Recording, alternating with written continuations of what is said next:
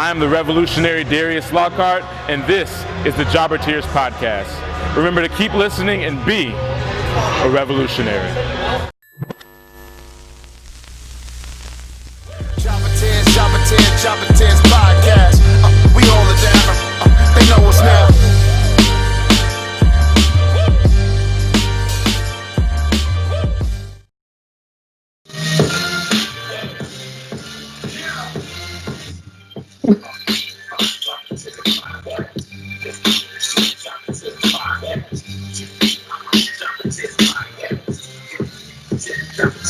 We got Wilkins, Mrblacc, you know, from the HR. Oh, it never gets old. I hope it doesn't. We gotta do a remix sooner or later.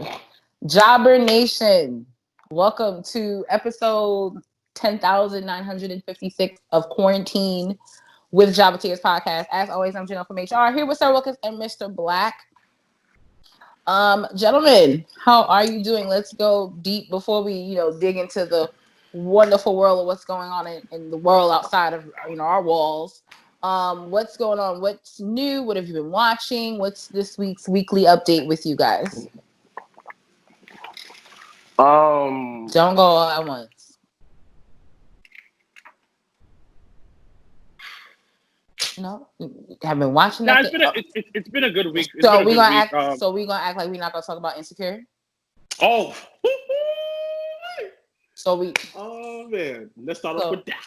So we're not gonna talk about Insecure. My son Lawrence and Isha. My son Lawrence was waxing those cheeks like Mr. Just like the Karate Kid. You heard me? Like he was not putting it down. Like I was like. And I just feel like everybody, like I personally could say, I've been in that situation where you had let some time pass, and then you have a conversation. You just look at each other like,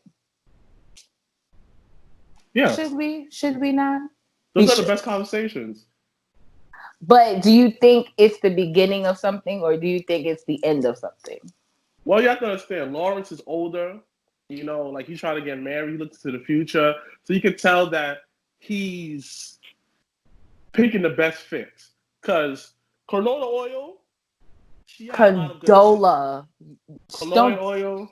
Like she has a lot of tangible stuff that he will like motivational. She's about it, organized. But Issa let him be 100% himself because she saw the worst of him.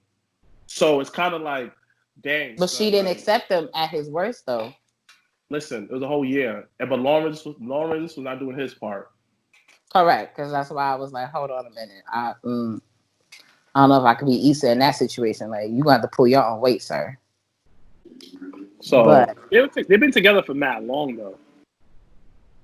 They got like mad history together. I know Condola felt the way because they had this inside joke, and she was just like, "Why the fuck y'all got inside jokes?" Like, so y'all they've hate been each together other for like 3 years, though. Like you can never get. You can never get rid of that. Which is true. I still got some insiders with my ex. Like, only she will get it. And seriously, she said only I will get it. Like we could reminisce on certain topics. Like, you remember this? Remember when your brother got caught for selling this? Oh, yeah, that was funny. So what do you think's going to happen next week? That was the season finale.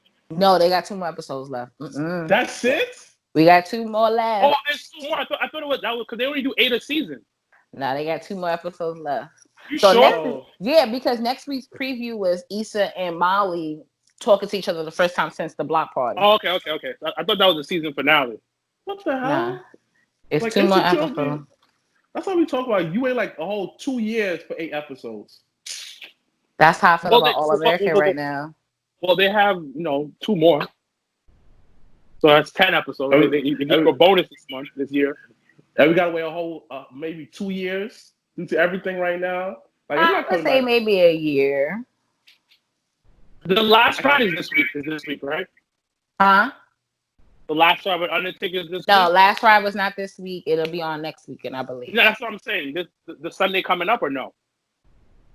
Not the Sunday that's coming up. The following Sunday. Oh, maybe. Oh. I don't know. I know it didn't come on this weekend. I was really upset about that. Oh, I got a new show for y'all too before we do get started. It's called Blood and Water on Netflix. What is it about? Yo, so it's placed in South Africa. So that was the first part where I was hesitant. Oh, that's a new Spike Lee joint. I don't know if Spike Lee is a part of it. However, Yeah. Black Panther's in there. no, that ain't it. Mm-mm. Basically, it's based in South Africa. It's about this little girl and her family. Yeah, it's a show. It's a series. It's 6 fucking episodes, and I was upset because it was 6 episodes. But basically, this little girl in South Africa, she's in high school. Her parents had her sister, but her sister got kidnapped 17 years ago. So every year the parents do like a happy birthday for the kidnapped daughter. So the other daughter feels all like she living in her sister's shadow. Shit is wild. And then her best friend takes her to this party on the other side of the country town. And it's this girl's birthday party. What? The girl looked just like her. So she spends the entire show trying to figure out if this is her sister. Like she transfers to the girl's school. She starts fucking with her friends. Like she infiltrated the system. It's bad, creepy. Right. However, it was to find her sister. So the ending was like, because she walked up to her like, why are you trying to ruin my life? Like, I don't get it. Like, what do you got against me? And then she's just like, you won't understand. And she's like, tell me. And she's like, I think you're my sister. And that's how it started. Thanks for telling us that. There's no point in watching the series. No, now. you gotta watch it. You gotta watch it. Because you already told the ending. But you don't know the in-betweens. And the in-betweens is actually way better than the endings. If she tried to rule her life, you already told like a major I didn't plot. tell you what she did though. Mean girl stuff? No. Some crazy shit. Voodoo and she stuff? did some crazy shit to her too. No voodoo show.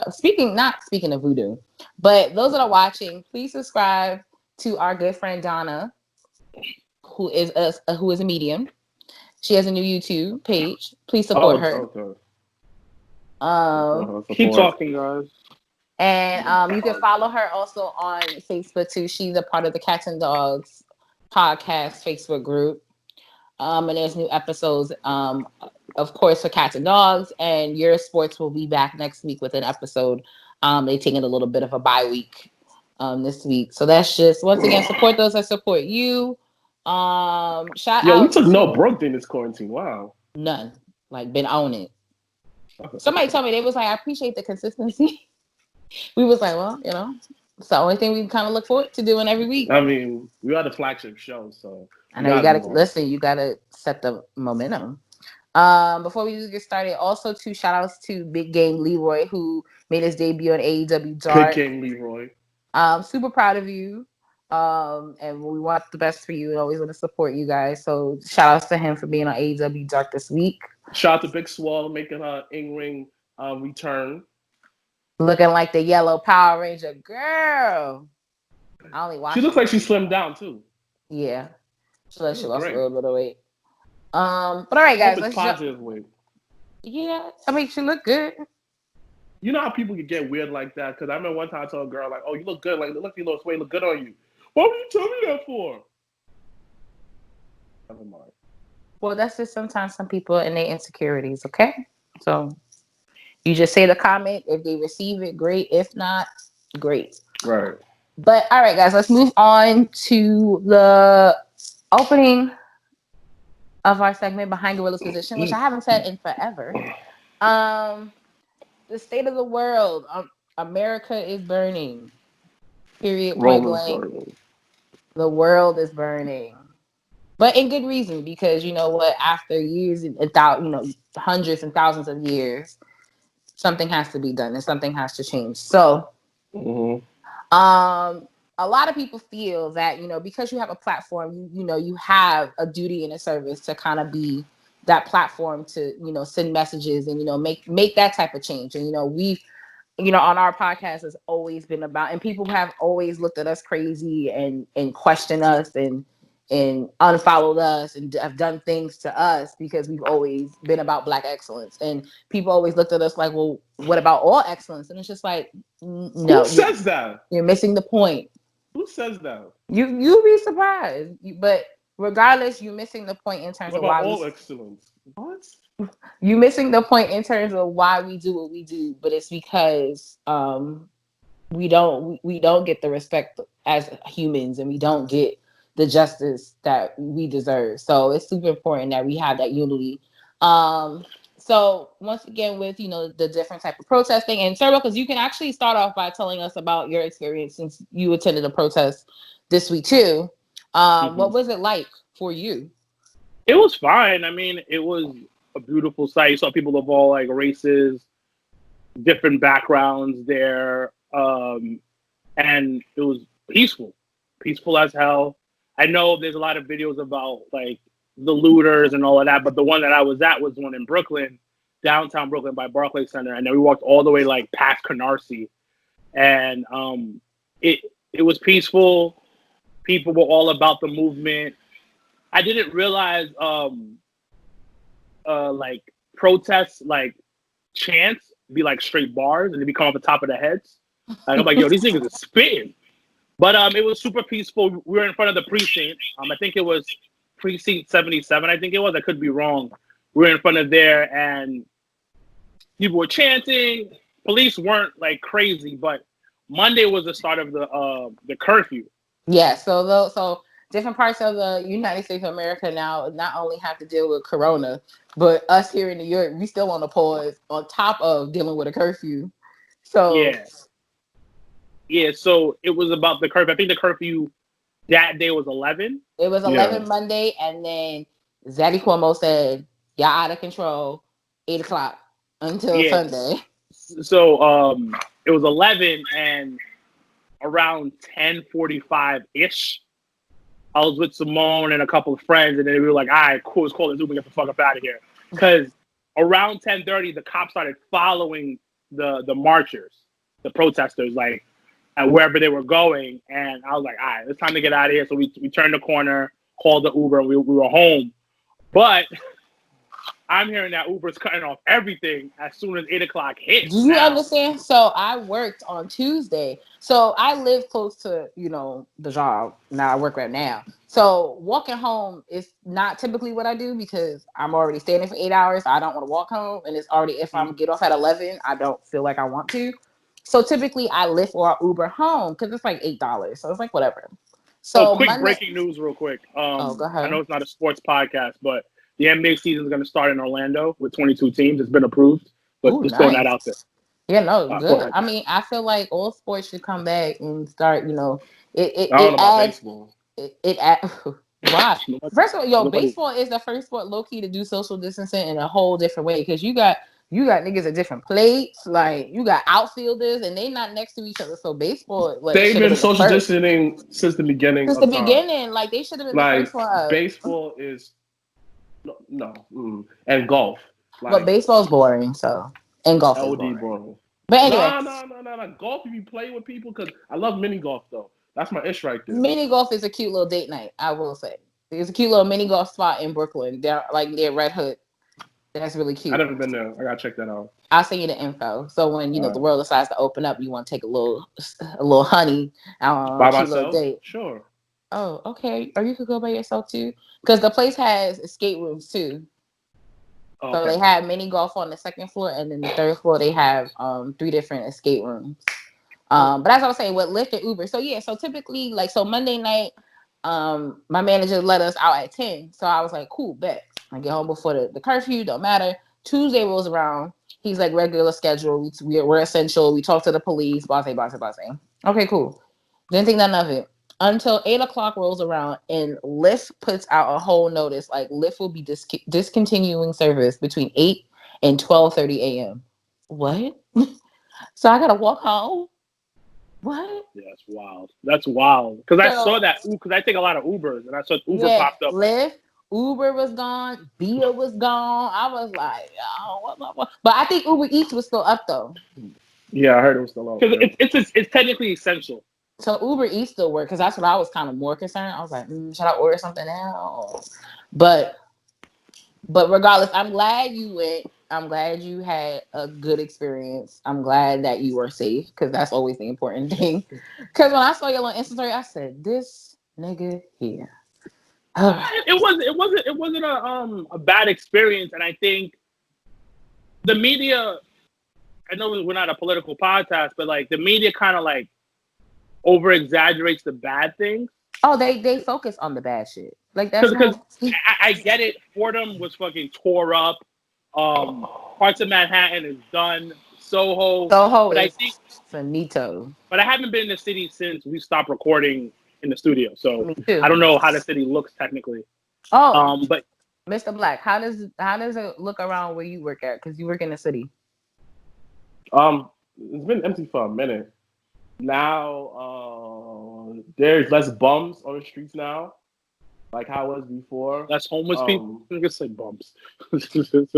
Sorry, homeless people, and then that's some dumb. But as far as just like damage wise, like you can see like a lot of stores who got hit are repairing it. Like you can see who got that good loss prevention insurance and who don't, because the one who got good loss Macy's prevention got insurance, hit by a job, right? yeah, but they have like over like $1 billion, like probably not $1 billion, but like over $1 million in loss prevention insurance. So that's what I tell a lot of people. Like, That's what I didn't understand. Like, if you're I mean, I'm not with the whole looting thing because that overshadows really the main focus in terms of why people are protesting and rioting and stuff like that. Like that. Right. Oh, like you forget about George if you worried about people looting. You know what I mean? It just defeats the purpose. But like, if you're gonna loot something, don't loot like businesses that have been there for 80 years and they're not a big company. Like people Mom that and pop store, yeah. right. So like people like all the stores in Soho, guess what? All them bitches can get new items, they get new windows, they get new security cams, they can get new all that shit. But people that open up stores themselves. But the only thing that I didn't like is like they raided the supermarket by my job. Like, oh, word? Like, yeah, like it was just there, got raided, and put it like this, it's not as bad because there's nothing to do in New York because everything is closed. Like that's why I tell people like, yo, this curfew thing is nothing because what is there open anyways? Like nothing. I can't get sneakers. Like everything's open online, so it's just like y'all making a big by its curfew. Like it's nothing open, and it'll be the sad thing about it is a lot of people are dumb because a lot of men, especially young men, what I'm seeing on Instagram and stuff like that, are posting what they're stealing. Idiots. People are watching your IGs and stuff like that. Oh, and on top of that, just told me about somebody had I think Channel 12, like News 12 was live somewhere, and two women were stealing out of the store right that they were recording in front of, and the cameraman caught their license plate while they were alive. Or people that done gone to the Apple store and then try to come up with a come up. Those phones are done. Those phones are done. I think the only thing you could probably use the headphones or maybe the watch, but the phones, it's like to anyone who's watching this who try to buy a phone off a looter, it's like a gift card. You have to activate it in the store, and from there you're good. It's not activated in that store. It says return to such and such, such and such. So if y'all want to blow mad bread on people's phones, stuff like that, go ahead. You're going to realize that you wasted your money. And a lot of looters know that after a while. Maybe sneakers you could probably resell, but then again, nobody want to buy these overpriced sneakers. Knowing these looters, they're going to sell them overpriced. A lot of them is just stay away. Nah, I don't think being a semi sneakerhead, I don't think I think it kind of evens out the sneaker game. Once again, I'm not for the looters. It is. I'm not gonna hold you though. Gucci got looted. I was like, damn, some Gucci slippers would have been real nice. Because when Flight Club got looted, I was like, damn, B. So who's selling me these Ben and Jerry's? Because I know what if they go like you just can't be not human. Be like, damn, like even with Target, I was like, damn, I could use some sheets. I could use some nice shit. It's fucked up, but we can make jokes about it. Yeah, like we can make light of it, but in all seriousness. But the thing is, there was a couple things out when they said they hit Fight Club. I was like, all right. So, yeah, that's different. Nah, they hit Gucci. They hit Gucci and Soho. I was like, some nice little Gucci slippers for the summer. Like Gucci, Prada, all of them. they do not sell their stuff for cheaper. They burn them.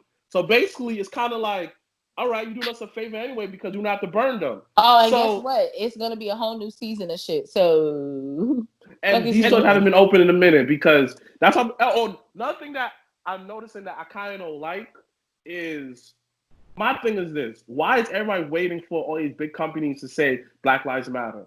Like my thing is this way: it's just like stop worrying about these big companies, stop worrying about them, and just focus on our community as a whole. Yes.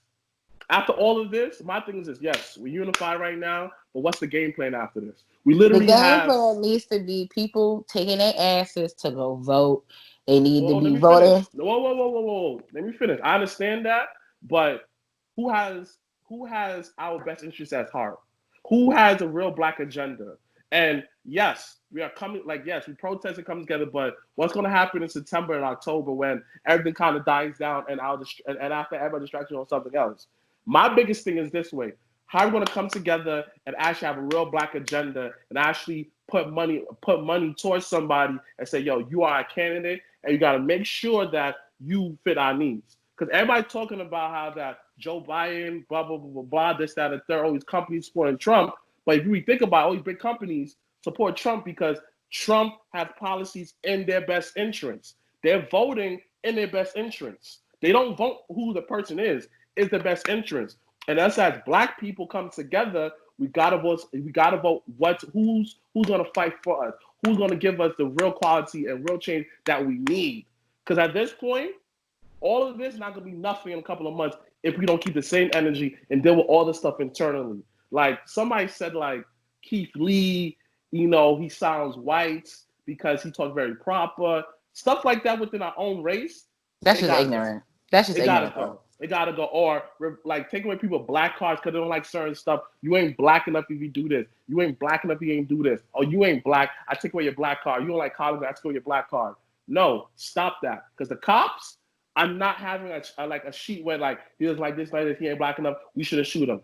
It's our skin color to see first. They don't know nothing else about us. So my thing is this way. I'm for the protesting, but I'm for what's the game plan after this. How are we going to put forth a plan so we're going to live, like we're going to start something new? And it starts with us. It starts to change with us and our community. Like stop certain ignorant stuff, educate ourselves. Shout out to everyone else who actually took the time out and learned about Black Wall Street. And that's what I appreciate, that people are doing their thing as of right now. So that's my little take about the whole protest. So actually, question to the table. With a lot of, once again, everybody that's in a position where you have a platform and you have a voice and you can use it.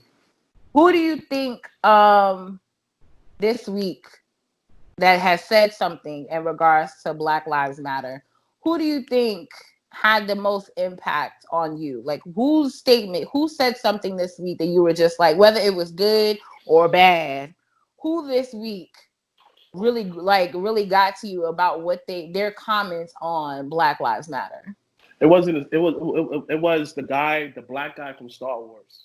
Like outside of wrestling, the fact that he's focusing on saying, I don't care about my career, I don't care about all of this.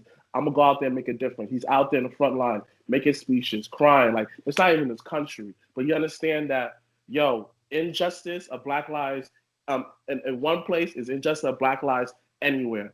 And the fact that actress, this young man, saw the bigger picture, understand that, and took his privilege.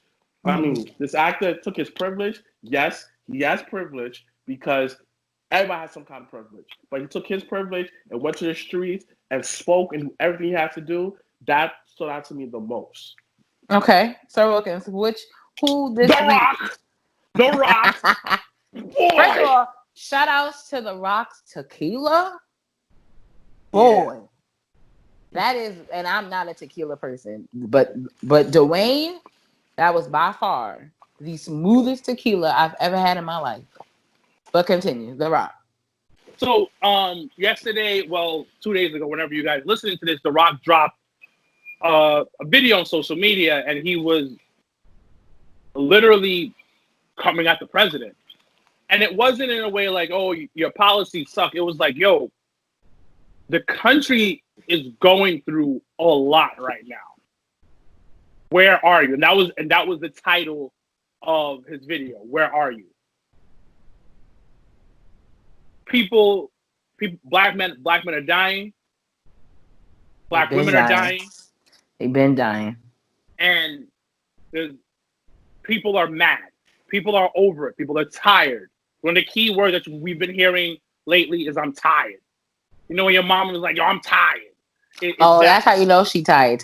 Like when she says it. And his thing was like, "Yo," he said it. He said it that which some people haven't fully understand yet, which I don't understand why, even though people have been telling them.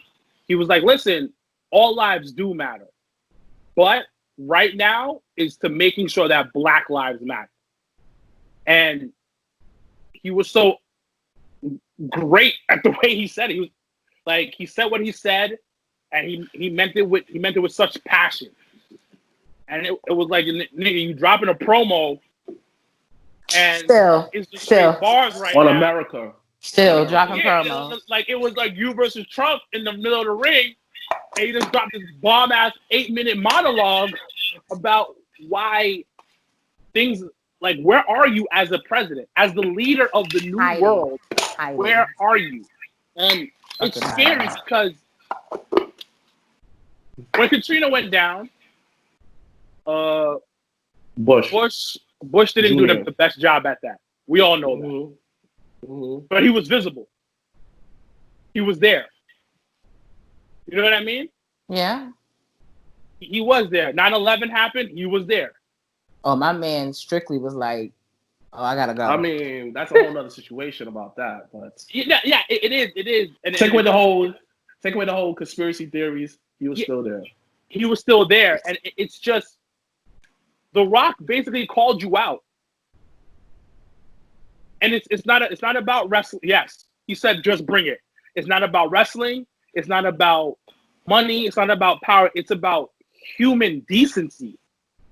Just simple shit. Like imagine your house is being burnt down, right?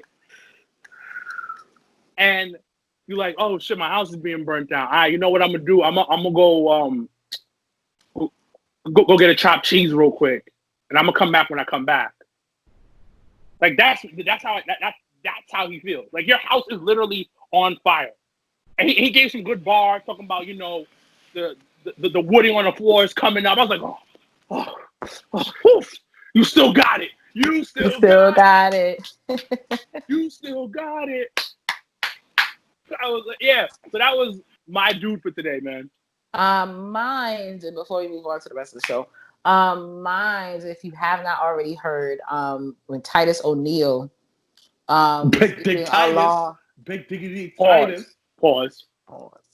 When Titus O'Neil was at a press conference with the Tampa Bay Police Department, and he gave his words, and he spoke about how, you know, Black Lives Matter and how, you know, it affects him, you know, because he has 2 sons, and that's something we spoke about last week too. Like, you know, how do we, as you know, just, and you know, us growing as adults, like how do we bring, you know, other human beings in this world into a world like this type of thing? You all right over there? Oh, okay. But yeah, if you haven't already, either on Twitter or on Facebook, I would watch Titus O'Neil's comments with the Tampa Bay Police Department. I think it's really moving, and I think it benefits. Once again, it shows him being a phenomenal ambassador for WWE. Outside of that, but him being a phenomenal Black man, and him using your platform and who you are to provide people with the message that people really need to hear. Because I think that's where it gets really blurry, is like when people like try to combat with, you know, if people say Black Lives Matter, I'm like, no, all lives matter. No, you're missing the point. Like you're missing it. So it's important, I think, just across the board, whether it's podcasts, TV shows, social media influencers, whatever it is, whatever platform you have, this is the time to use it for the greater good, and to also promote, you know, just regular decent shit that Black people should have. Like, you shouldn't have to ask for this shit. Like, shouldn't have to ask to be respected, or like the video. The one thing that disturbed me the most was these 2 white cops tried to arrest a Black dude, not knowing He was an FBI agent. FBI agent. Mhm. FBI, he above y'all, and y'all trying to put the cuffs on him. Yeah, that was wild. And then he That's even asked for like wild. his identification. It was like, yo, you just fit this. You fit the description. Come on, let's go. You dart and you a male. 2 strikes. Let's go. Like, and then also it's shit like that disturbs me, because even going back to the CNN guy that got arrested, doing your job, like doing what you were sent there to do, and you have a media pass, and you tell them straight up, like, this is who I am, this is who I work for. You're identifying yourself, and you still get arrested. They arrested a senator too, like a congressman. I forgot who. And so some states they didn't know who that was until later on. Like, oh shoot, we messed up. Oh yeah, but you did. But guess what? You didn't. You messed up from not getting all the information, and I think that's kind of like what sometimes can be really the problem. The problem starter is not getting all the information. Like, you just gonna sit there and assume. You can't assume that he's out here stealing and doing all these things, and he's an FBI agent. He on the ground like you.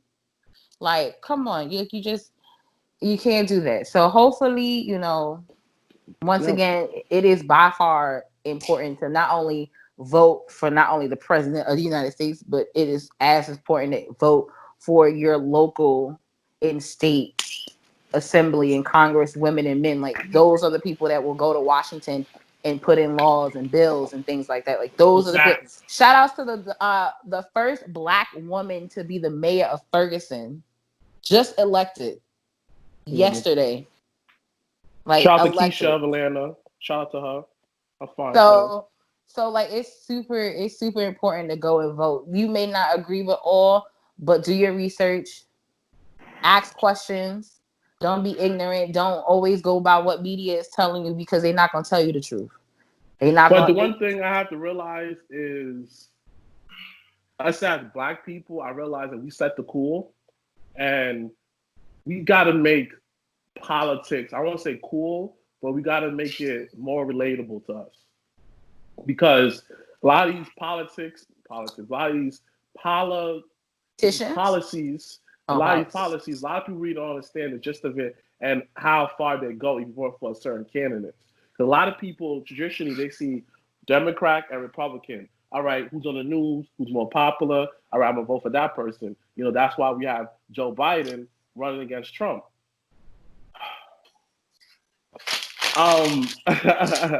And a lot of these candidates are not relatable. A lot of these candidates are so stiff, because to be a candidate, to be a politician, you got to be a certain type of way. But one thing I have to give up to Trump is he's breaking the mold of politicians, because now, if you want to try to win against Trump, you got to be authentic. You got to be real. You got to be raw with it.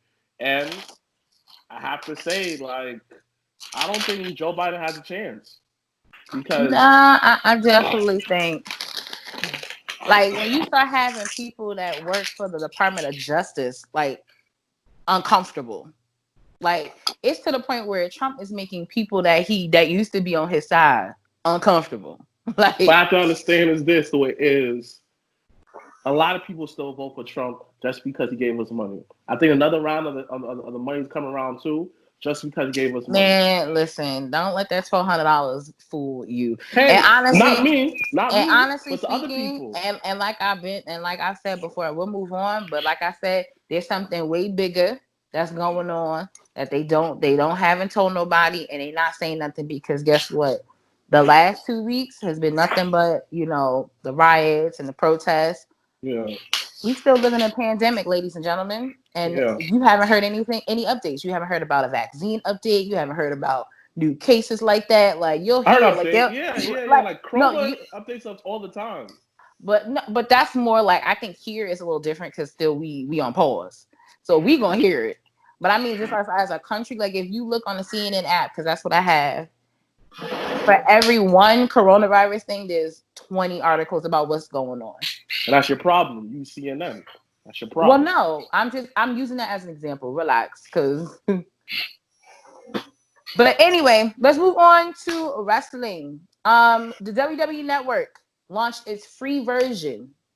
So those that have been bitching and moaning about $9.99, you don't have to do it anymore.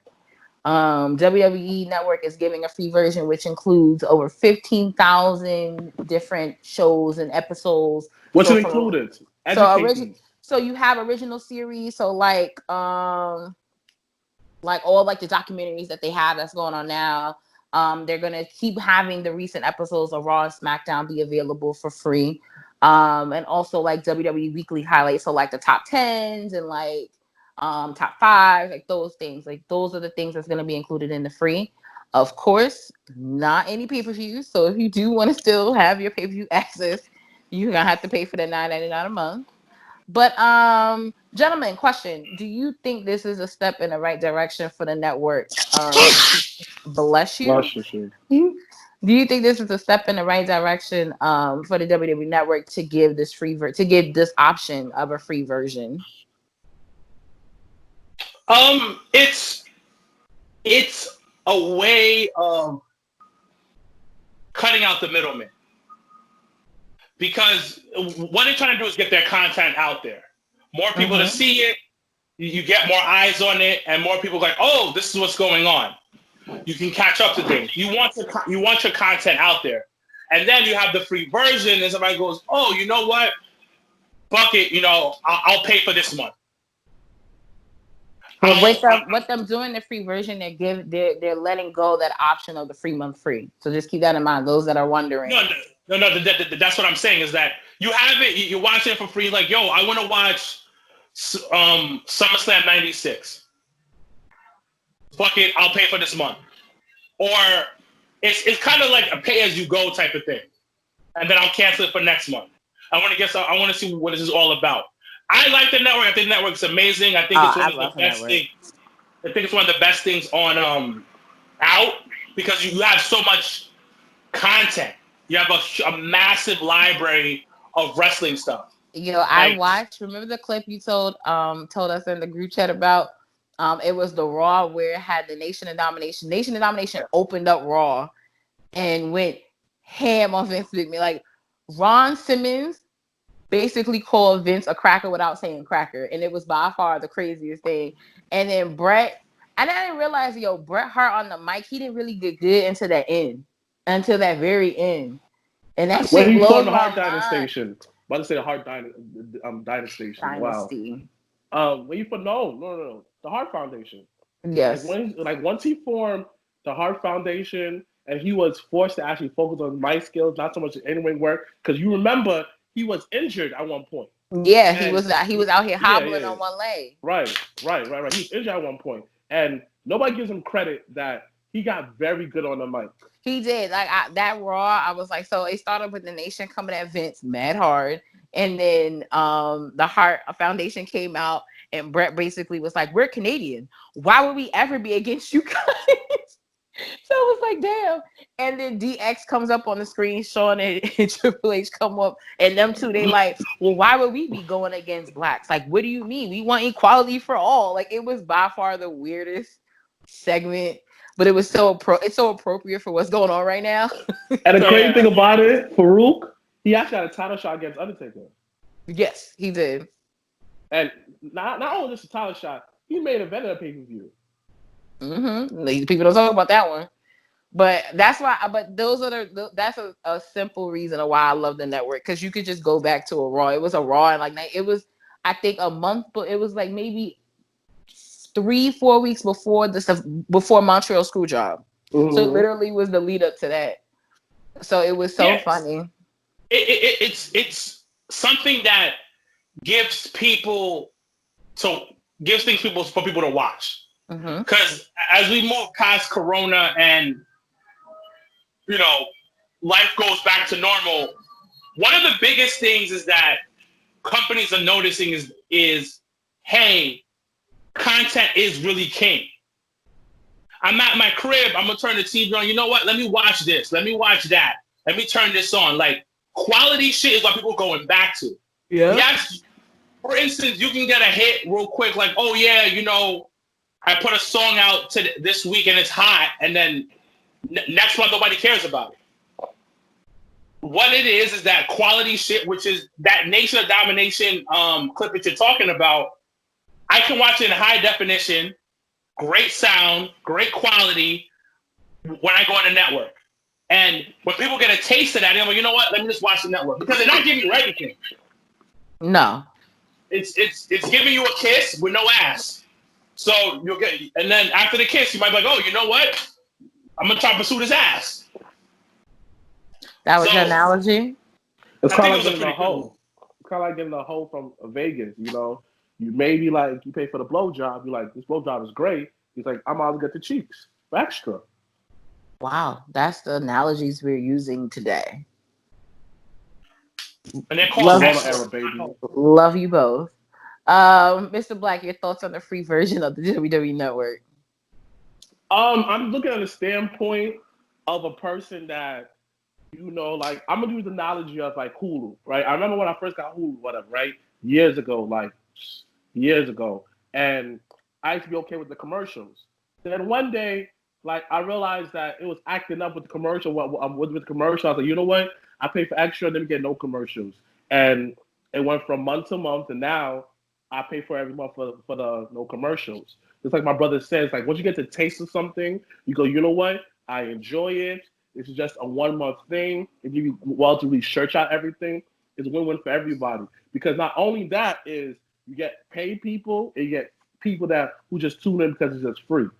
And the good thing about that is now we live in an era where everybody wants behind the scenes of their favorite people. And does it have old documentaries like the CM Punk TV and stuff like that, all of that for free?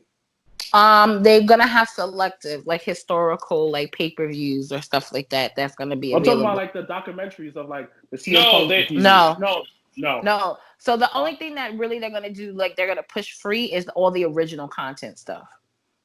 Oh, so boom, that's boom. That's even good because they do have Photoshop. They do have ride along, all of those stuff. That So all of that stuff will be free. You still get an idea of who these characters are. Because let's say you see episode like, let's say you just turn the TV, see Nia Jax. Who hell's Nia Jax? Then you look up her, then look at some free stuff. You go, you know what? I want to watch a match. Since I'm already here, I might as well pay for, like my brother said. And I'm old school. I look up all my wrestling still to this day on YouTube because I forget that the network exists. And compared to the quality, where on YouTube you may get like it's backwards. You may get like somebody put like their tag on a video, or you cut off a certain type of part. While on the network, you get full remastered HD high quality. Yes, some of the songs may not be the same, but hey, you know, you have to understand we live in a world of copyrights. So overall, that is a great idea for WWE because actually for the stockholders, it looks good that, oh shoot, subscribers went up, blah, blah, blah, blah, this, that, and third. And sadly, in this world, numbers matters. And as long as, like, kind of trick the system, because as long as people have accounts, the numbers look good. It's a way to fluff up the numbers to make it look good. Now, if people actually going to pay for it, if they keep it at one low price, like everything else, at one low price of $9.99, and keep on adding more cool stuff, guarantee you, like this network is gonna like, I see what Vince is doing. Like I see what Vince is doing, and watch in a year from now, the network will not be the same network as we first got introduced this year. Mark my words. And that stock price will go up, and before it goes up, I'm gonna buy a couple of shares. Well, that's good to know. All right, let's move on to AEW. AEW's Tony Khan and Miss what's her face? What's this? Linda. I was like Linda Hogan. Yeah, she had tweeted something because I don't pay attention to whiteys like that.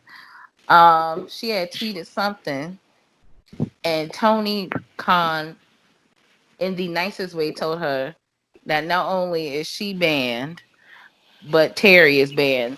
But I was more confused on when did Terry get banned, because I didn't know that. Does anybody know when Terry got banned? Because Terry didn't get banned anytime. She got banned that day. He set the tweet out. But he said just like your husband. Like I said, he got banned when he sent that tweet out. Exactly. Yeah. It wasn't like it's been going on. Maybe he would never invite Hogan over because there's no use. Actually, there's no use for having Hogan. Absolutely no use for him. like we're the last generation that even like knows who Hogan is. And we ain't fucking with him, so. Yeah, so I don't. There's no reason for him to be on there. That tweet was, like we talked about before. It was very ignorant.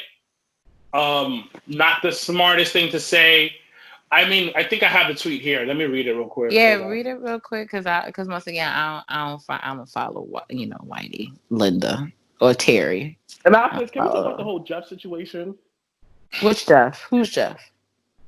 Jeff Hardy. Well, that's This Week in Wrestling. You can talk about it in SmackDown. So the tweet was, This is stupid. watching the looting. It's all Afro Americans. Not sure how robbing and stealing set the record straight, but if they want to be heard, they need to be civilized. Once again, I don't follow Whitey. So that tweet is just ignorant. One, who the hell calls black people Afro-Americans? Afro-Americans? That threw me off. I was like, what? So she obviously doesn't know. That's the way to say color folks now. Instead of say Afro, instead of say black. I would have preferred colored folks than Afro. Well, because for me, I'm Afro-Latina. So for me, it was just weird that she just attached Afro and American to each other. Because she doesn't know anything. She doesn't know anything. She's ignorant. She's blinded. She's closed-minded. And it's not that much of a big deal. It's kind of one of those things like you just, all right, you're stupid. I'm walking away from this. That's exactly the situation was with that. Yeah. Thank you. But yeah, and Tony Khan saying that he had to say it because like she's a clown, and the only reason why you're relevant is because of your last name that you kept. Facts, after you divorced him. But Tina turned into the same thing, so I ain't mad at it. But Tina Turner worked for her last name. Valid, okay. There's a difference. Touche. But what else? Let's see, real quick before we go to This Week in Wrestling, because then we can talk about all the other topics you wanted to talk about, Mr. Black, that you mentioned, because they all fall into This Week in Wrestling. Slammiversary, Impact out here getting some players. Like, don't be surprised. Prime time players. Don't be surprised in the next 6 months you're gonna be wanting to go to an Impact pay-per-view. Okay. Oh, I can't wait. So Impact's Slammiversary, which is kind of their WrestleMania, is going to be in July, live on pay-per-view. And they released a little like teaser that was very interesting, where it had clips of old people that have been with the company that recently just got released from WWE or haven't been on a contract. So who is somebody you think will pop up for Slammiversary based on that little promo that you saw? I feel the number one person like who's definitely gonna pop up and make a big impact. I gotta say Rusev, because I don't know what's gonna happen to Rusev because I'm hearing that he can't use his name, but like that man Rusev, the artist, the wrestler formerly known as Rusev. Like, I really feel like he'll make a splash because this is an environment that, like, all his training in WWE is going to carry on. And him going to Impact, he has a real opportunity to make it, like, a real imprint in the game because not only that, like, make himself look good. I know that Rusev is all about feeding the ecosystem. And I know some matches he's going to have going to be great. Like, man, I just can't wait. Him versus, Sami Callihan. Sami Callihan, Big Boy Moose, the sumo nigga, they could go at it. Can't wait. Like a lot of dudes, a lot of potential, you know.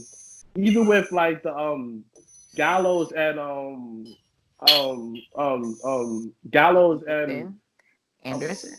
Machine Gun Anderson, like that tag team alone, like I know they're hungry. I know they're trying to prove something. I know there's a great opportunity for all guys in party. You know, I don't know how Drake Maverick will get out of his contract, but he's not, and he worked everybody. But anyway, no, he didn't.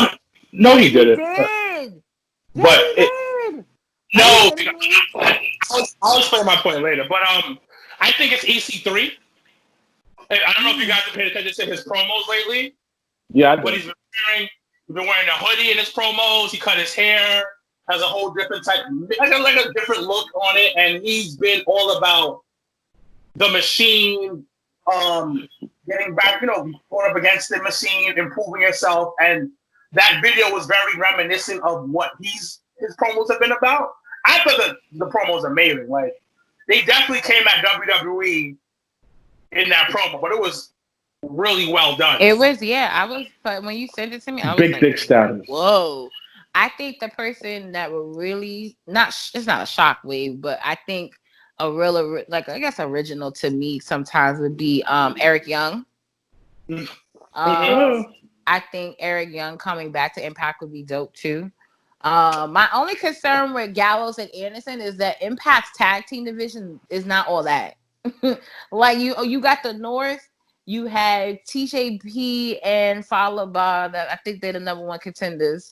And then after that, it's a real blur. It's like they just put people together to be tag team. They don't have to me, they don't have a really strong tag team division. They do have a good strong foundation. They got I don't think so. They got the dudes from Ohio. They got the that just broke up from Sammy, so now they kind of just reinventing themselves, and they more of a they not like no. They know how to work a tag team. They very good in tag team matches. They can work a tag team, but that don't mean they're part of a tag team division. They're okay. They not they like good. I don't. Oh my god. They good. What else? You got that dude. Got the name where he does a flip and the guy push him onto the opponent. I've got his name.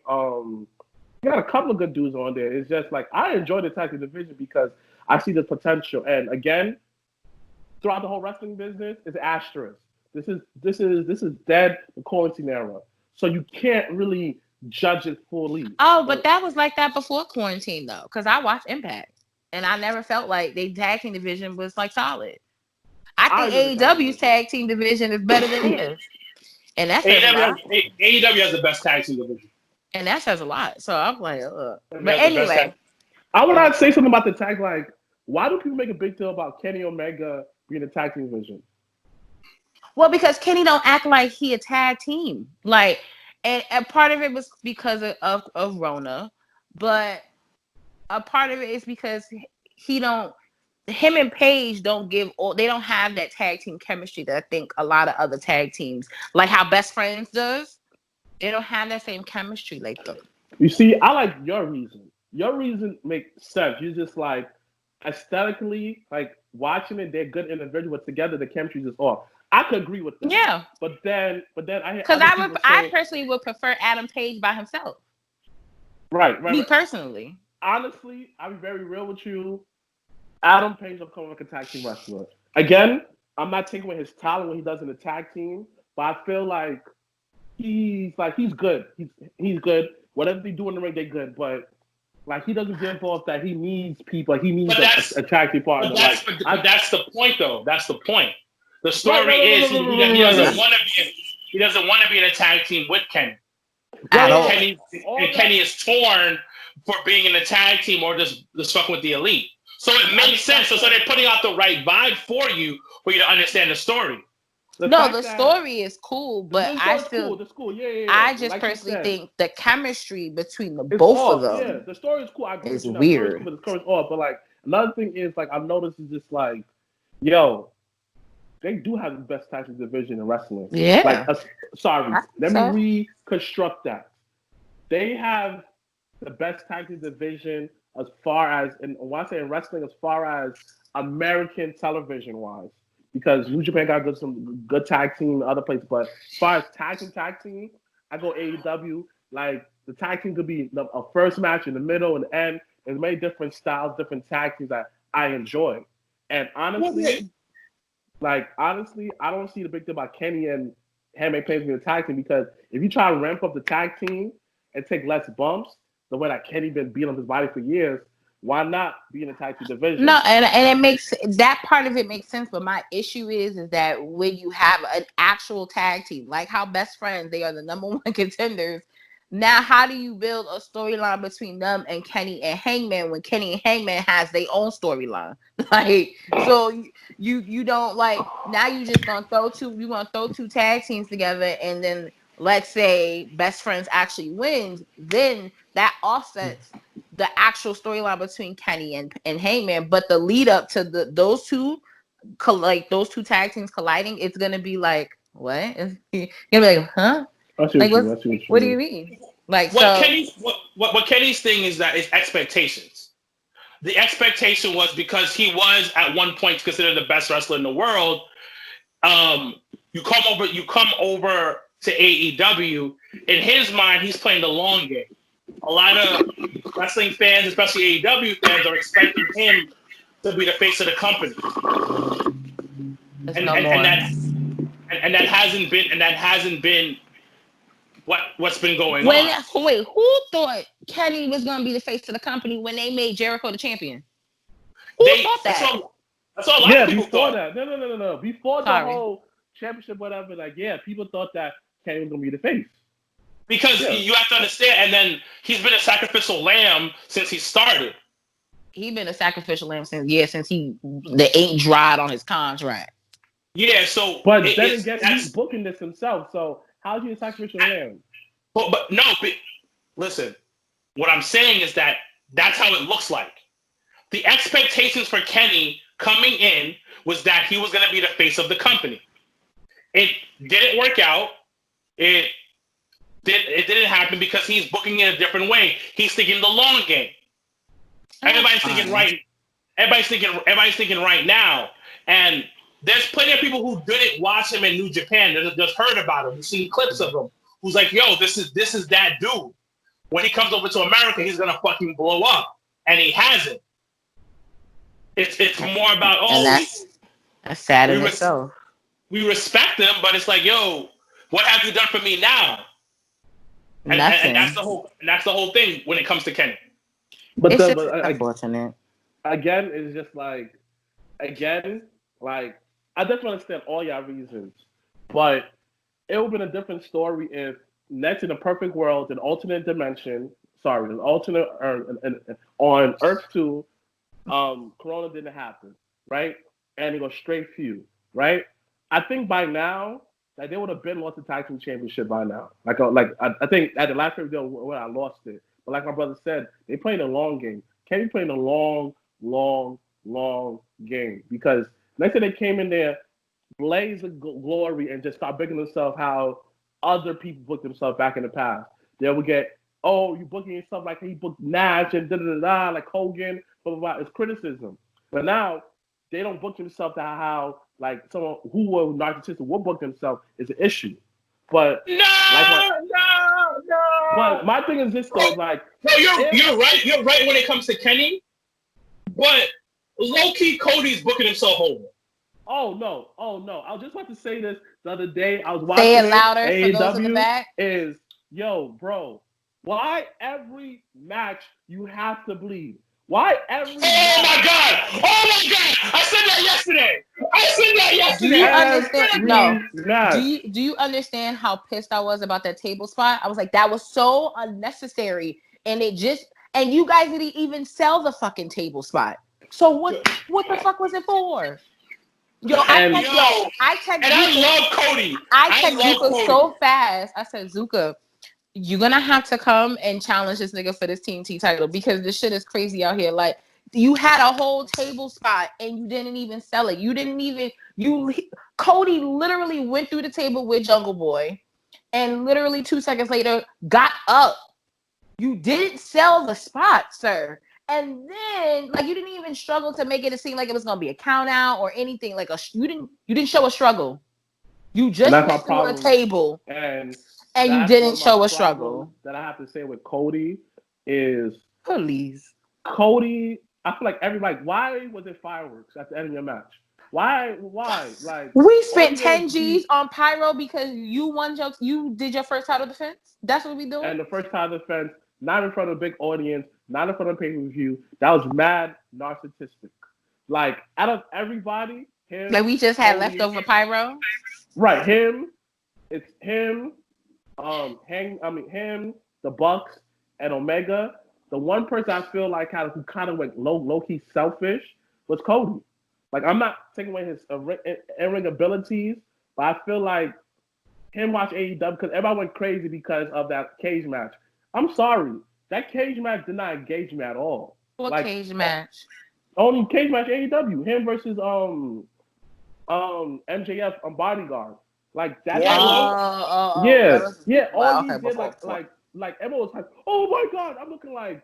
All he did was just like a Kirk Angle spot and just did a moonsault off the top. That's nothing spectacular.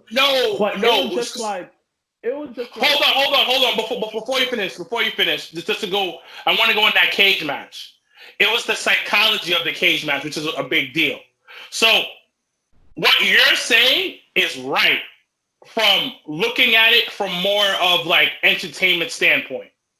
Because bro, like you weren't fully entertained on that. When it comes to the psychology of what was going on, the real thing was the ending of the match with the moonsault, and because it built up to that, and it was like him taking his ass off, and then he finally built up to like the legendary finish. That's why they made such a big deal about it. Granted, you weren't entertained, and you're in the top, but I'm explaining to you. I'm trying to shoot the nigga some bail. I'm trying to give him some bail and let you understand what was going on. I understand that, but from my point of view, I'm a big Cody fan. I've been a Cody fan forever, but from my point of view, it was like this way, right? Yo, for one, the cage match was mad rinky dinky. Like it kept on falling apart. Like, come on, that definitely wasn't a part of the budget. Right, that definitely like kind of turned me off from there. And I never felt that he had a real struggle with Warlord. Like Warlord, like the story that was telling, I get it, but I just felt that Warlord didn't just demolish and like pick them up, throw them against the cage, all that. It was just more like. Okay, like I didn't feel Warlord's dominance over Cody, and I get it because you wasn't supposed to. Huh? You wasn't supposed to because who booked the match? Cody, and I didn't feel none of his dominance under that, and the fact that he went up there and again selling, he went up there like this, went up there, hold his ribs, show that Warlord bust me up, talk trash. This is Sparta, jumped off something like that. Yeah. It just entertained me all the way. And like the whole thing happened, it said, bro, oh my gosh, I'm looking like, if you want a real match. Because it's the nice shiny toy. You already know why. Again, let's go back to Val Venus versus Rikishi. That was a better cage match. That was a better told story. You feel me? I'm just saying. I mean, that's all an opinion-based type of situation, too. You had to realize that, too. Let me ask you a question. In AEW, other than him and his brother, right? He had a couple of good matches, but I just feel as of lately, Cody's just doing too much. Like he's not. But I'm not gonna hold you. I actually enjoyed the Cody and Jungle Boy match on AEW. I did. Right. I'm not saying nothing wrong with the match. I'm not gonna hold you on that. You're doing too much because, like you said, like you went to that table, you didn't sell it, and at the end, all. Like you beat Jungle Boy, and then fireworks came out. Everyone came out. Everybody all clapping and cheering. I'm like, no. I'm looking like that wasn't like a. I understand that if it was a last man standing match. I understand that if it was something that add suspense to the match. It's a regular single match. Jungle Boy didn't. They got leftover pyro. That's all that was about. But anyway, since we finished to make it a struggle, Cody hit his finish, spiked them. He spiked them. Anyway, actually, let's jump into this week in wrestling. We'll go around. We'll say about 2 or 3 things that really, got you excited about this week in wrestling, and then we're gonna do our NXT takeover in your house predictions, and then we'll be out. So let's start off. Sir Wilkins, you want to start? What's this week's in wrestling? What's 2 or 3 things that really jumped at you this week? Seth Rollins and the Monday Night Messiah squad is like literally the best thing in wrestling right now. Been very fully engaged with what they are doing, what's going on with them. I am excited for Brian Cage versus Jon Moxley. and it's because of Brian Cage. You know how It's I'm a huge because fan, of Taz. and huge fan of Brian. Always been a fan of his work. He just can't stay healthy to save his life At all. He's more accident prone than Sasha Banks. Shit is crazy. So I'm super excited about that. Did as much shit as I talk about Moxley, the promo that he cut with Brian in the ring was actually pretty good. Like legit on point. Anything else? The Jeff Hardy situation. I liked it. I did too. People thought it was very tone deaf. First of all, you have to realize he has to okay some shit like that to do it. Like he and it's the thing is. So this is what I see it as. Most alcoholics. Most alcoholic storylines don't work. No, they don't do well. They're not done well. Look at Scott Hall. Look at Hawk. Look, none of that shit was okay. There's probably been others that I can't think of right now. But Adam Page has been Adam Page has been okay, but it hasn't like a true alcoholic storyline. So I actually don't care for. I thought it was the cute little cheers they did when they did the beer and the milk during Double or Nothing. I thought that was cute, but I don't think showing him actively drinking beer all the fucking time is that one to me that teeters a line. I don't know why, but it just does. Like I'm just like, bro, you know what it is. I want to take you serious, but I can't take you serious. And I get that. I get what you're saying. So it's weird. It's weird, but I'm engaged because I'm gonna see what happens next week. Right, like I want to know what's happening this week because he's supposed to talk. So it's granted, we'll see what goes on. Nia supposedly said a racist comment. Once again, I can't put the full blame on Nia because scripts are written for her. Yeah. So I don't know if she said it herself or. I mean, but is this the first time somebody done mentioned Japanese? I mean, does anybody ever say like when Oscar and Kyrie talking in Japanese and they can be saying some wild shit and we don't know? Like, and that's rude too. Like it's no. You have to be empathetic to other people. No, I get it, but however, if it's I don't want to say in a scripted environment, but if it's in an environment where you have a different storyline or you're competing against someone, it's like if you're in a rap battle, you gonna come at them. It's still tone deaf though. Way. It's still tone deaf. It still shouldn't have been said. It should have been done the way that it should have been done. That's what it is because you say that Japanese people going me. That's fucking wrong. All you do is take that word out, and it would have been a fine promo. Because they're mocking Japanese people. That's where it comes down to. And it all goes back to. Oh, go ahead. I don't know if it. I was gonna say that it all comes down to like before I get to my point, like just a counterpoint that is just we live in a world like people are too sensitive. Like they literally took off Apu off the Simpsons because they felt that was racist. It's not the same thing. It's not the same thing. But it wasn't like I get it, but it was just so. I'm tired of just nitpicking that right now, man. It's just we nitpick at everything, and like I just don't say it. Just don't say it. Just don't say it. It's just it wasn't that bad. People making it seem it was tone deaf. But it was tone deaf. Just respect people just respect other cultures. You could talk shit. The thing about when you're cutting a promo, this is what happens when you're cutting a promo. You are making your opponent look strong, but still talking shit about them. That's the whole point of a heel promo.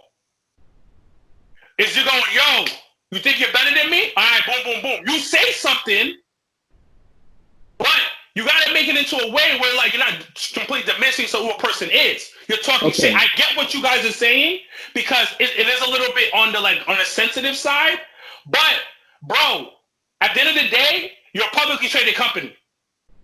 You guys know better. That's what I'm saying. If this was Impact or a smaller company like ROH, I'm like, you know what? Whatever. But you got to put WWE at a different standard when it's publicly fucking traded. Okay. Yeah, that's what I'm saying is that you gotta move differently, because if they didn't give a shit, Nia shoving a whole ass match with Randy Orton, and then you didn't let that happen. I was okay with that though. Me too. We were all okay with that. But it's a publicly traded company, and whatever reason they're like, nah, we're gonna fall back on this, because Randy would have fucked her up though. It was literally like about to happen. Like nearly the paperwork was done and everything, the storyline was done for it to happen, but they pulled it back because of their investors. And I go back to Drake Maverick.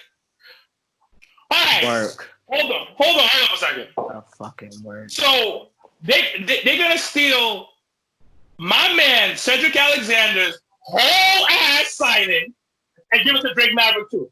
Nobody noticed that? That's the same. That's exactly how Cedric got signed. Cruiserweight Classic. The crowd is chanting his name. Triple H comes out. He goes, he's getting signed. So we gonna see the whole shit. We gonna see the whole entire thing. Well, wrestling recycles. Yeah, I get that. No, I get that. Keep the same energy. But my man Cedric did it first, and I gotta find that clip somewhere, and I gotta put it out there because that shit is the same exact thing. Now, speaking of Drake Maverick, do I think that he was actually released? Yes. No. Now, hold on. But I think he was released for show. He was gonna come back.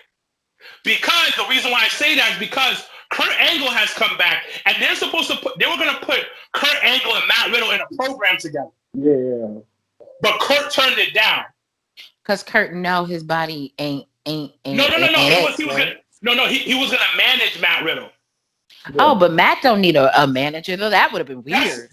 That's what Kurt said. Kurt was like, nah, this doesn't make sense. So yeah, Kurt was probably like, this is stupid. But what I'm saying is that it could have worked out. Matt doesn't need a mouthpiece, and Kurt no, it doesn't make sense.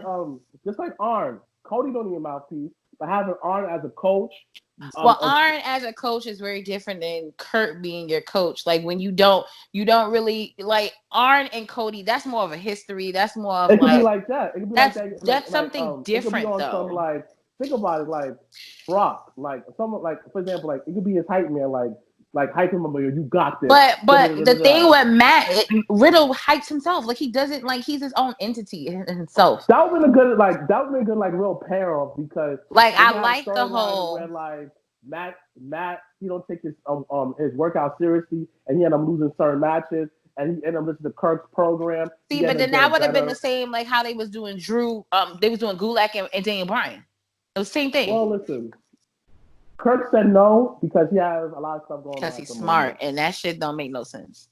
No, but like I said, when it comes to the Drake Maverick thing, it's like I felt they were gonna bring certain people back. I feel the releases were done as a show of face to the investors that hey, we're cutting back this and this because some people are coming back from what I'm hearing.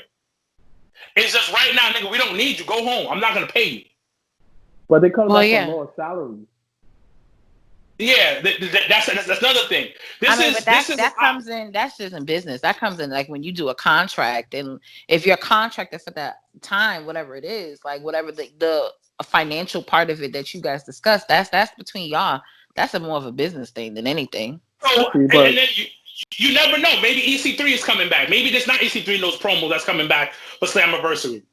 No, it is you never know. So what I'm saying is that having him sign, that was great. It's a great comeback story, regardless if it wasn't a work or if it was a work. It was. It looks great. Come on. It looks. I fucks with it. I fucking fucks with it. No, I thought it was dope, but I knew it was up. It was cool. When he first was out here sobbing, I got fired type of shit. Like, come on. I What don't other feel than like it. first of all, you had fucking what's his your boy company 15 years. He ain't crying on fucking camera and say, "Oh my god, I don't have my job." You Like, got you niggas that's been with the cannot- company but- over 10 years and ain't Stop shed a fucking Stop tear. That you don't know of. They didn't do it on camera. That's how I know this shit was a word. It doesn't matter. It does not Everybody matter. likes a It sob doesn't. story. But everybody. You're gonna feel bad for the bad for Listen, the underdog. Yes or no? Stop taking away the human element of what he did. He's not- True story. No. Him crying. No, him crying on cue. I respect that. That's talent. No. That's no. talent. I'm not gonna diminish the fact he was crying on cue because you cannot tell people how to grieve. You can't. But there was nothing to grieve. You had a job still. How you know? Because it was a word. Like come on. Like if y'all can't see from the beginning, he gave the promo that he's like, this could be my last of my matches. This is it. And then you go through the whole tournament. You had fucking Tozawa fucking murdering niggas on the whole tournament. And you have Drake Maverick, your new cruiserweight champion? He's not a new cruiserweight champion. He's not. He lost. My brother just said that. Yeah, he lost. The other guy with the mask, they pushing him. The Mexican dude? Oh, I don't really like him like that either. Yeah, so I mean, they don't have much of a cruiserweight division to start with. Which I don't understand why they still have. I get why they have the title, but then I don't because. But you need Drake as being one of the top a star there. It's you kind of need homeboy. Drake Maverick is money. Like don't let don't let him fool you. Like that ending term of Dixie, that wouldn't have survived without him and EC3. Period. So he's money. But I'm not gonna sit here and be like, that was a word to me. But anyway, we gotta end soon. So Mrblacc, yes, Mrblacc. Real quick, what are 3 things this week in wrestling that really just wooed you? I gotta say, everybody backlash against Matt Hardy incident too, because I was on behind the barricade and they were just making like, oh, it's tasteless, blah blah blah blah blah blah. You know, Ronnie said that you don't know if he approves this or not, blah blah blah blah. And overall, this is how I see it. Stop picking and choosing what you want to make a big deal about. Because if this was an actor and who he played a role of an alcoholic, he's so brave, he's doing this, and I could say, oh my gosh, I just want to show that I could do it and like show my resistance against it. Everybody clapped for him and they gave him an award for that. Wow. You know what's funny? I don't mean to cut you off, but you know what's so funny though? No one really gave shit to Rikishi when he tried to attempt a manslaughter Austin though. Nobody.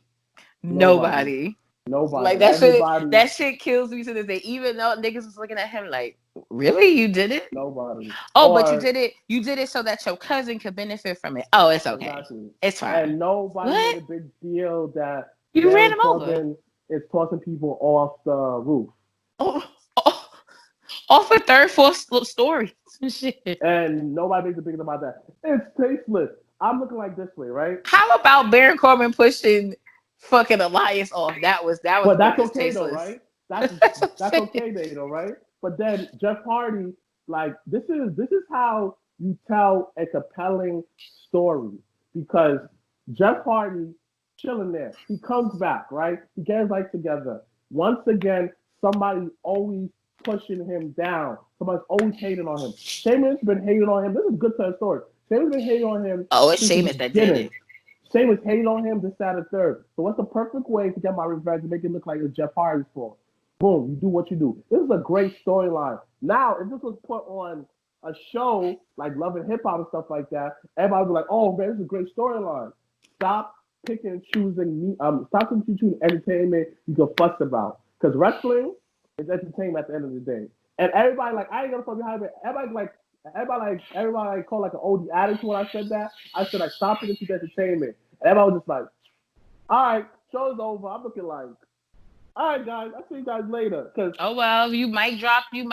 Oh fucking well. That's just what it is. it's the biggest picture. Is just like Robert Downey Jr. Right? Like if he does like him going to prison, you won't say, "Oh, that's just tasteless because he went to jail before." Da, da, da, da. No, you say, "Oh man, like he has an ethnic insight because he's been in jail before." So I know this role's going to be good.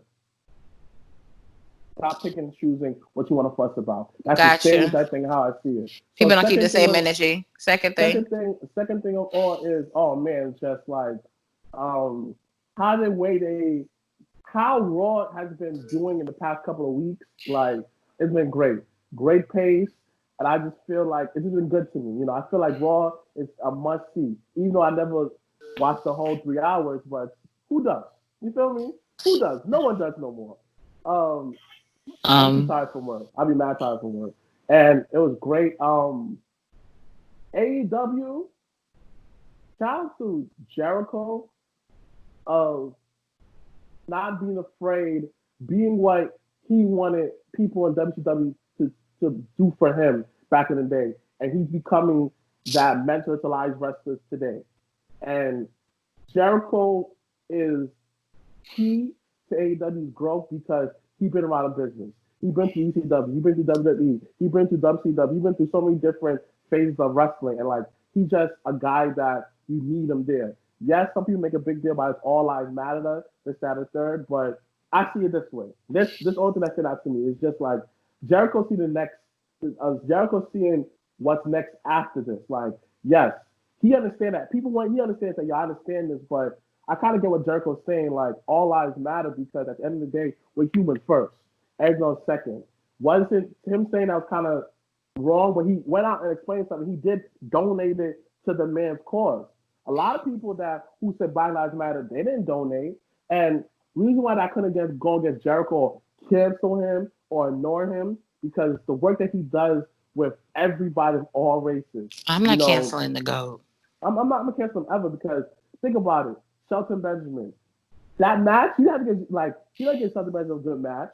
He didn't. The amount of people he allowed on the show, the voices to express themselves after release. Shout out to him. The fact that he worked with this whole crew who people that he may not he didn't grow up with. You know, Santana and Ortiz from the Bronx. You know, the Spanish guy, you guys got Hager. Like he does so much for the ecosystem of wrestling.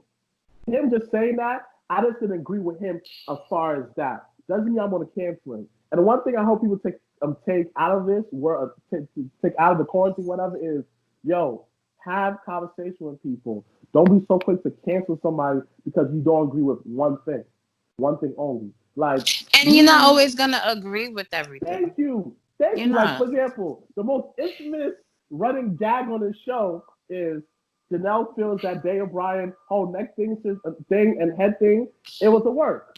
I think it wasn't. I don't hate her for thinking like that, but we just disagree on that one topic. So if you want to cancel Jericho, be my guest. But if that's the case, some of y'all still root for Hogan. Right. You got time. I know tons of niggas that grew up in the 80s and be like, that's who I grew up with, that eat my vitamins type of shit. Fuck that. Well, the thing is with Jericho, before we get into the predictions, Jericho has to know better. You have two guys on your squad that are borderline Afro-Latina. But he explained stuff on the show. Wait. You need to learn. You need to do better. Your platform is way too big for you to do stuff like that. And granted, you made a mistake, and I understand what you were trying to say, but it's not about that right now. And you have to separate yourself from what you're making things about, and understand the bigger picture of the situation. He fucked up, and he knows he fucked up. But he has to continue to learn about what the true issue is. That's what it is. He's not from this country. He's Canadian. They think a little bit differently. They think and they do different. So, but he has to do better because his platform is way too big. Yeah. You can't be reckless with a platform. Yeah. And then and your heart may be one thing, but when you say that and people in your platform hear it, Got you. their heart may be something, maybe completely different from you, and maybe filled with hate. So he was just irresponsible for a moment because Proud and Powerful, Santana and Ortiz, they're Puerto Rican dudes, and they're not like some white-looking Puerto Rican dudes. They're like borderline brothers. One got a whole ass fro. Whole ass fro. Nappy as fuck. So he has to be a little bit more responsible with his platform. That's all I was saying. You made a mistake. You were like, I'm gonna put my money where my mouth is, and do some cash at the situation. All right, cool. But start doing some research. Start learning. But I say another thing different. Like on the other side of the token, the guy from the Forgotten Son. Whoa, that person. I like. I don't use the word cancel, but honestly, that man is racist. Like the fact that you saw a picture of him. He's a whole ass racist. Yeah, he's a racist. He's a whole ass racist. There's no conversation about that. Like what? Like he's a racist. That alone, he is a racist. And I'm tight because I actually like the little stable they got, low key. Son! I was like, yo, I was like, first of all, I was like, y'all, first of all, y'all was in NXT, low key killing it, but then there were other tag teams and cool. And you came up like, we are not forgotten and blase, blase, blase. Then you bitches got called up. And you was out here going against New Day for the titles. My guys, you guys are about to get the push of a lifetime, and my man fucked it up. He fucked it all the way up. But this is what I'm saying though is teach these devils so well. Teach these devils. You're at a time where things are changing, and let's say for instance. I'm gonna switch it all up right now. And this was White Lives Matter, and black people were the ones who were being raped. You know, we control everything. Disclaimer: the people that want to pick and choose stuff he says, he's making a scenario. Y'all. A scenario. Thank you. Because they're gonna cut this up. It's like, it's a whole ass racist. No. Chop this all the way. Hold on. And then, white people are like, yo, we need basic human rights. We're not getting them. And let's say all of us who are still black were like, yo, I've never been white. I don't know what y'all going through. I don't know what y'all going through. So can you explain it to me? And that's where I feel where you're saying shit. Because Jericho's wrong for that. Drew Brees is wrong for that. But this nigga's saying this motherfucker's saying a whole other shit where you're literally the cracker. Saying he said that if you saw 12 years of slaves, you should be happy now because life is better. Devil. That's what the devil says. What? My life is better because of a movie? No. He was saying that you used to be a slave, but now you're not a slave, so you should be happy. Nah. So that's not how this works. You obviously don't understand. You obviously don't get it. Teach these devils. Shit is crazy. You obviously don't get it. And long story short, he needs to shut the fuck up. And number two, your sister is a whole ass black woman. Wait, whoa. Educate me, sir. Whoa. What? Hold on. Hello? Yeah, go ahead. Yeah, he got family members that's black. Wait, my bad. You guys hear me? Yeah. Okay, so my bad. My headphones are acting up. So his I guess he has a half sister, and she's black. Like I don't know if his mom or whatever is. Nah. He had that internal racism if he was young. That means that somebody taught him that, and he never unlearned himself. But racism is a taught thing anyway. Period. It is a taught thing. So there's a bigger issue here. There's a much bigger issue here. And the bigger issue is wrestling is about giving your body to your opponent. That's what it is. When somebody's in the ring with you, you are responsible for that person and vice versa. So if I get into a ring with an absolute racist, give or take, there might be that one day he's like, yo, fuck niggers. I'm not gonna give a fuck about this dude. I'm gonna be stiff as hell and hurt this guy. And that's reckless as fuck. That's one. Number two is when you have that racism within a community like that, which is wrestling, and the booker makes the real decisions, you could have a wrestler who is black, and you're like, I don't want to push him. And he could have all the talent in the world, and he could be the face of your company. But because of your racist, ignorant mind, you don't see that. Exactly. So, fuck this guy. Oh, damn. And I was rooting for them too. No, shit. I'm just saying because I was a fan. I like the I look. was with the shit. I like the look. I like how they promoted. I was ready. I love tag team wrestling. Like, I love other people. Like, I saw that with my brother. Like, I joined them. They're good. They function well together. They have great chemistry. Next man up. Another more opportunity. I didn't see color. Like, I'm not trying to be like, I just saw next man up, more entertainment, more people knew they could take down. It'll be a great tag. Because when all came in the ring, like, this tag team division is really shaping up. It really right. is. For on SmackDown, I was excited. Really I was like, oh, shit. I was like, John Morrison, Forgotten Sons. You have Cesaro. Bum ass Lucha House Party. Anyway. Hey, Lucha House Party is good for taking pins. So now they job guys. Anyway, Mr. Black, one last thing this week in wrestling, so I can go and then we can do our predictions real quick and then head out. Shout out to Big Swole. Shout out to her. Yes, like, sis. Honestly, like, keep going, guys. I get my pants. I'm not being like biased. I'm not being biased. You can though. Nah, I'm being biased. Like, shout out to her for wearing the Jabba Tears shirt and like her dark interview, whatever, was great. But like, honestly, this week made me realize I always knew she was good, but like, yo, Big Swole have opportunity to be the face of that division because Big Swole has it in the ring.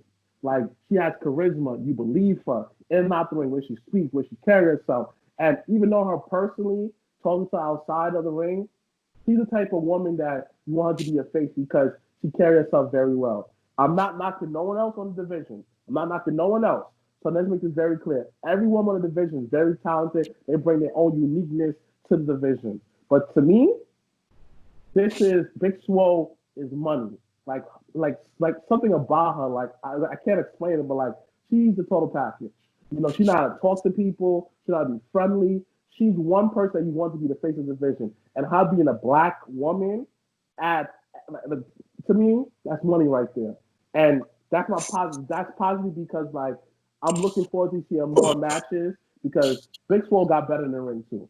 Like, Big Swole, her timing, got everything just like this time off.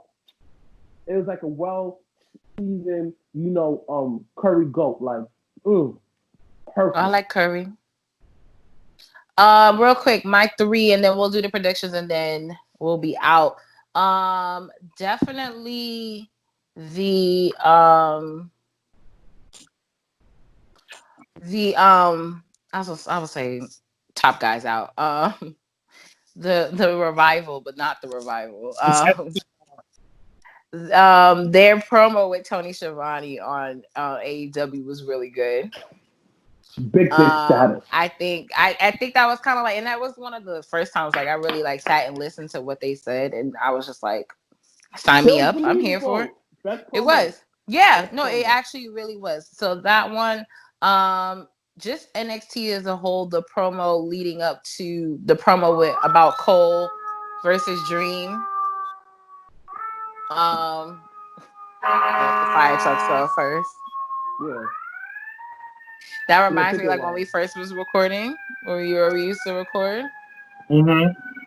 And the fire trucks would be in the background all the time. And people used to hate it, but it was the funniest thing. So yeah, at the Adam Cole Velveteen Dream package on NXT, fabulous. Big Because dick it showed two different Got my dick styles. hard. It showed why is everything about your dick? I don't want to hear about your dick. And then my last this week, I actually outside of the dumbass table spot and outside Cody fucking bleeding, I actually enjoyed the match between Cody Cody extra this with and his Jungle fireworks. Boy. It fucking fireworks at the end, just so fucking extra. So extra. But I liked the match. I actually was invested. I actually watched it. He's the future, Jungle Boy. I really enjoyed He's definitely in the future. He's Jungle definitely Boy the future. and Cody, and I really think even though Cody won, Jungle Boy definitely came out of there looking very different and strong. So I actually really like that. And then also as a little smidge bonus, because you was talking about Swole, who's big sis, and I love her to death. But I like the storytelling they doing with her and Britt, because if you remember months ago, they was going at it before. So Britt was out here talking about Cedric, and Swole ended up talking about Adam on the low. They was going back and forth. And I was like, so when they kind of like once again kind of went at each other on AEW, I was like, oh, we didn't forget about this. Oh, we didn't forget about this. Build So her now up. now I gotta wait until September when this bitch is cleared for All Out. That's around the corner. It is around the corner. I'm excited about it. But all right, this week once again, NXT Takeover in Your House, aka I wish I was there, but I'm not. Going to keep it short and sweet and to the point. So this predictions real quick. They have Shotzi. It's a 6-woman tag, which is rare. I feel like on NXT. No. I'm saying and on a pay-per-view. Yeah. So you have Shotzi DQ? Blackheart. I don't know if it's no DQ, but you have Shotzi, you have Tegan Nox and Mia Yim versus Raquel Gonzalez, Dakota Kai, and Candice LeRae. Good solid opener. If they open up. Good solid opener. Well, who do you think's gonna win? Guys, come on. I gotta go with Mia Yim because, you know. I'm mad that was the answer. So okay, who do you think's gonna win? Say the teams again one more time. Shotzi Blackheart, Tegan Nox, Mia Yim versus Raquel Gonzalez, Dakota Kai, and Candice LeRae. It's the heel team, which is the Dakota Kai, Candice LeRae, and what's the other chick's name? Raquel Gonzalez, the one you actually should know her name. Huh? So you should know her name. I like she is a very attractive female. She's actually mad. She did. I was watching. She's low key. If Nia was her, that she's low key what Nia wishes she could be. Wait. Is that the tall girl? Yes. Really tall one? Yeah. The Spanish one. I was watching. What was I watching? It was like the NXT like Combine. It was on the network. Obviously, Bianca Belair blew all the chicks out the water, but the closest one when it came to like the lifting stuff was Raquel Gonzalez, right? Mm-hmm. Yeah, it was her that was like next up behind Bianca. Like Bianca didn't even want to compete. She was like, I'll come down and work out with y'all. And then Gonzalez was winning at this deadlifting competition, and then Bianca was like, "Oh, this is what we doing." Oh, I bet. So who do you have though? No, I have the Gonzalez. The heel. Oh, so you have the heel team. Okay. Yeah. Because the reason why I say that is because of what's been going on, and I think they're really trying to build. All three of those women are like somewhat like on the cusp. Like Shotzi's established. Who else was Shotzi? Tegan Nox and Mia Yim. Mia Yim, Tegan Nox. Those are all established like faces on the team. Like having that heel win is such a good look for them. Okay. Next we have Finn Balor versus I was gonna say Punishment Martinez. Damian Priest. Finn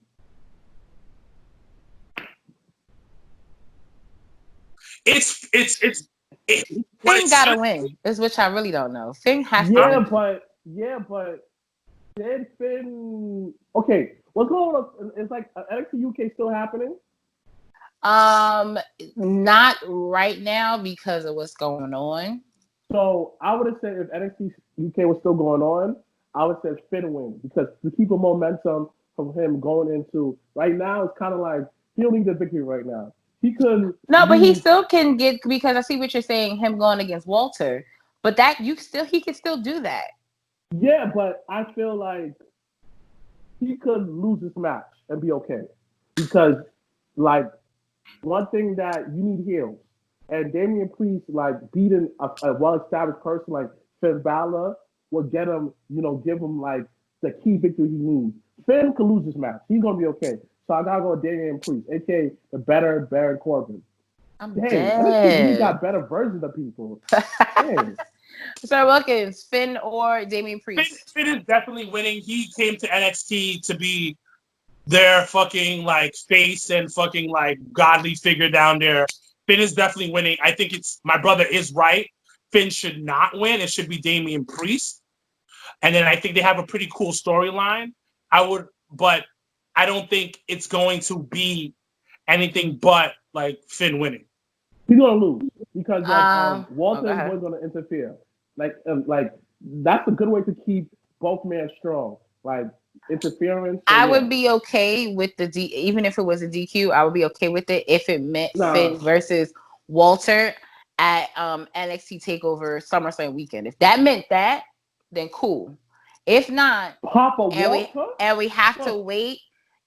So here's the thing: if they don't pull the trigger on Finn versus Walter at SummerSlam weekend, then you're gonna have to wait until October when they do the NXT Takeover in the UK. So that's the only way. Where if Finn lost now, it would be okay. So the next you have, once again, I'm gonna say Killer Cross, Karrion Kross versus Tommaso Ciampa. Killer Cross. What do you think? But that's gonna be. Oh, the match. It might be the match of the night. It's Karrion Kross because we need to call him by his new name. What does his mother call him? Killer Cross. So I'm gonna call what his mother call him. Killer Cross. That's how I felt. Like, what's like your birth certificate? Killer Cross. But I think it's going to be Karrion Kross. It's gonna be him because once again, it's establishing him as that dude.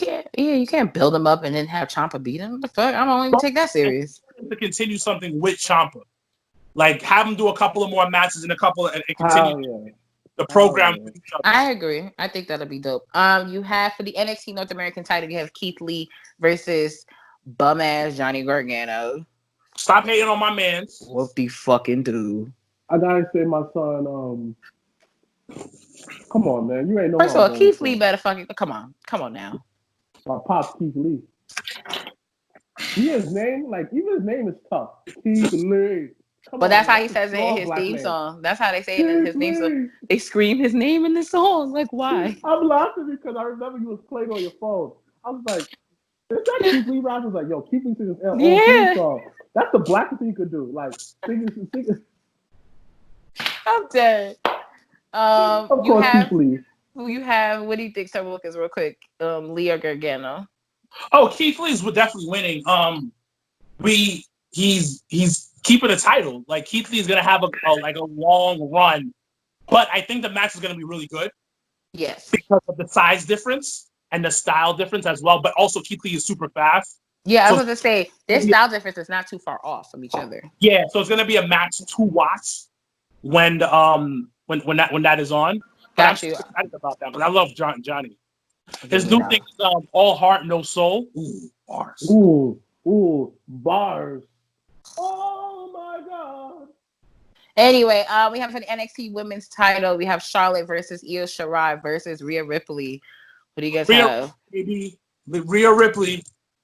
I really want Io to win, but Rhea probably will win, I guess. Because this Charlotte experiment is not working. You know what it is, though? It's not working because there's no people. I think that's one of the reasons why it's not working because there's no crowd. If you have too much shows.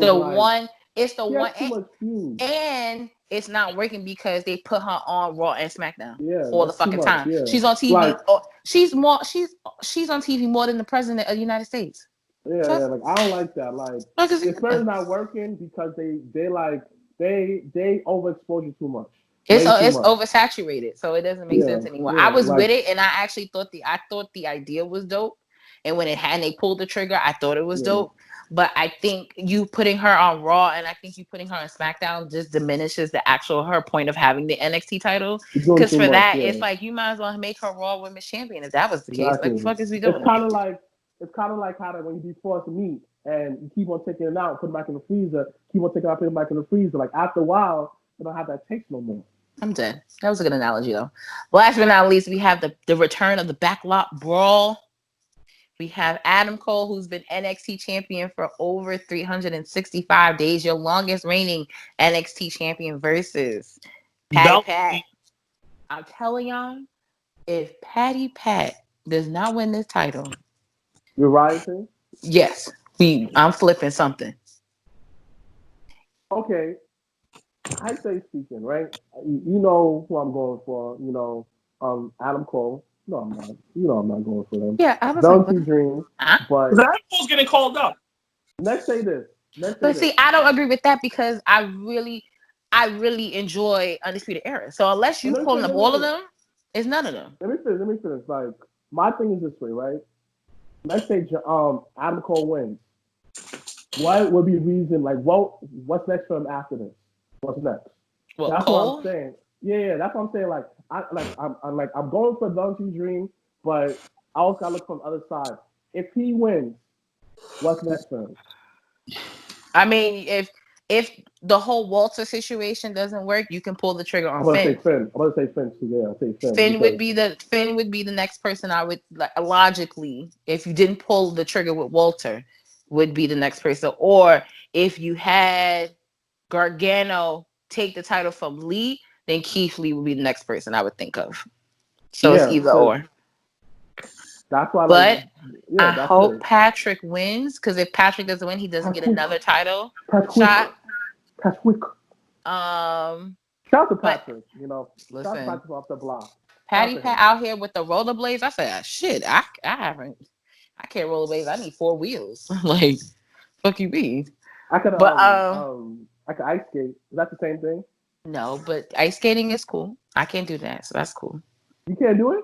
No, I'm not busting my ass. So that's not happening. I had a really bad experience as a kid and almost I think cut my toe with an ice skating blade. So I actually was playing with it, right? No, I was trying to put it on. Yeah. Wild. I'm traumatized for life. It's okay. Story. No, it was a school trip. We went to Chelsea Piers. Real quick, went to Chelsea Piers. I was in elementary school and I was trying to put on the skate, but then the skate, I guess I had it so close to my foot, my other foot, trying to put it on. It slit the socks that I had on. So after that, I was like, oh, I'm never ice skating again. All right, I'm done. All right. Okay. Well, that's just fun time. That's story time with Janelle. That we should do that. That should be a weekly show. I got tons of stories, and not only about me. Anyway, any last word before we do say our farewells? Nah, good. All right. Well, you be safe. Shout out to iPhones and Head Chokes. I was in a show last week. We talked about the best top 5 heels. This week we also going to be on as collective group. Hopefully, there's going to be another crossover episode. Finally, we have the team come together. I've never been on them, so I think it'll be really cool if we all do it. What should we call it? Next week we will give our backlash because it's back to back. So our backlash predictions will be next week. Back to back. But anyways, you guys have a good week. You be safe. Everybody that's listening and watching, wherever city you're from, be safe, be smart. And once again, support the cause. Don't, and at the end of the day, educate those that you feel like don't know. Because if what you don't know, you don't know. Yeah. So it's important to educate everybody on different things. But once again, everyone be safe, be well. NXT TakeOver in your houses this weekend on the WWE Network. So make sure to tune in.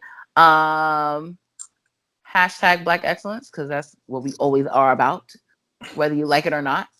Yeah. Hashtag Black Excellence. Hashtag we are out.